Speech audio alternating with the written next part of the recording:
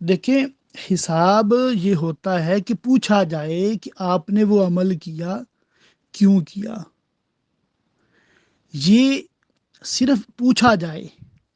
اب بندے کے پاس اگر کوئی عذر ہے، ٹھیک ہے، تو معاف کر دیا جائے گا.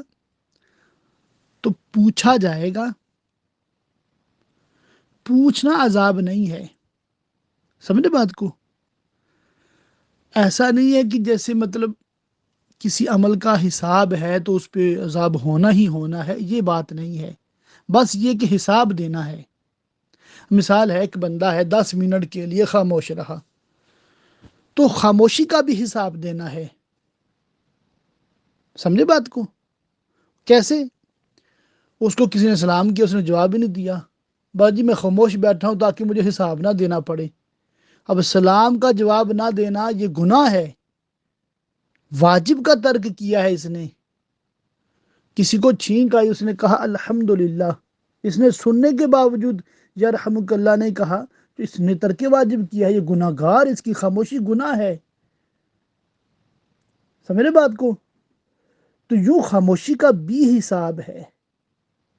اور خاموشی جب ناجائز ہو، مطلب جہاں بولنا واجب ہے وہاں خاموش رہنا گناہ ہے، تو اس کا بھی حساب اور اس پہ عذاب بھی ہو سکتا ہے. تو بولنا بھی، جیسے ابھی میں بول رہا ہوں، تو مجھ سے اگر حساب لیا جائے تو میں کیا عرض کروں گا؟ میں شرعی مسئلہ بیان کر رہا تھا. تو یہ تو ایک نیکی کا بیان ہوگا نا، ایک نیکی کا حساب ہوگا. کیا پتہ اس پہ کیا اجر دیا جائے.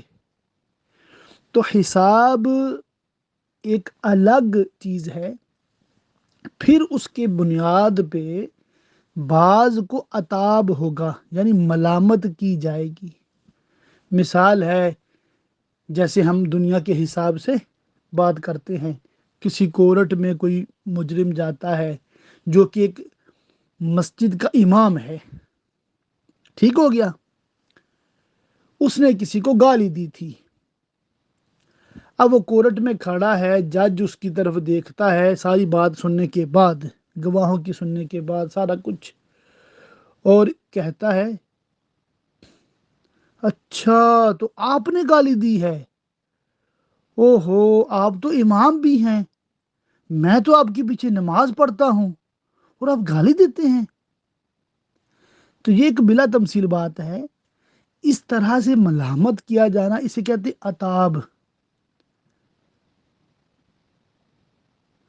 تو بعض کو صرف ایسا ہوگا،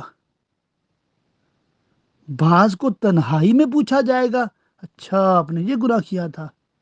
بعض کو پبلک میں پوچھا جائے گا اچھا آپ نے یہ گناہ کیا تھا. تو پھر اللہ کی رحمت سے معاف کر دیے جائیں گے، ان پہ عذاب نہیں ہوگا، جنت میں چلے جائیں گے. مگر کچھ لوگ ایسے بھی ہیں جن کو یقینی طور پہ مسلمان ہونے کے باوجود ان کو ان کے گناہوں پہ عذاب ہوگا. یہ جو عذاب ہے جہنم کا، پھر اس میں پھر ہر بندے کی مختلف حالت ہے. کسی کی کم، کسی کو زیادہ، کسی کو تھوڑے عرصے کے لیے، کسی کو زیادہ عرصے کے لیے. ٹھیک ہے؟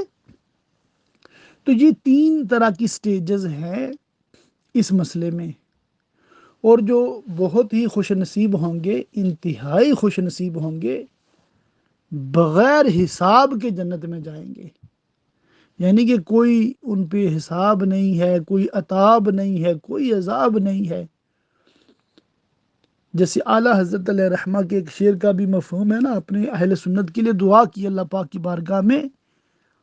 غالباً اس طرح الفاظ ہے، بے حساب و عتاب و عذاب تا ابد اہل سنت پہ لاکھوں سلام. کہ یا اللہ، اہل سنت جتنے بریلوی ہیں سبھی کے سبھی بغیر حساب کتاب کے جنت میں چلے جائیں. اے کاش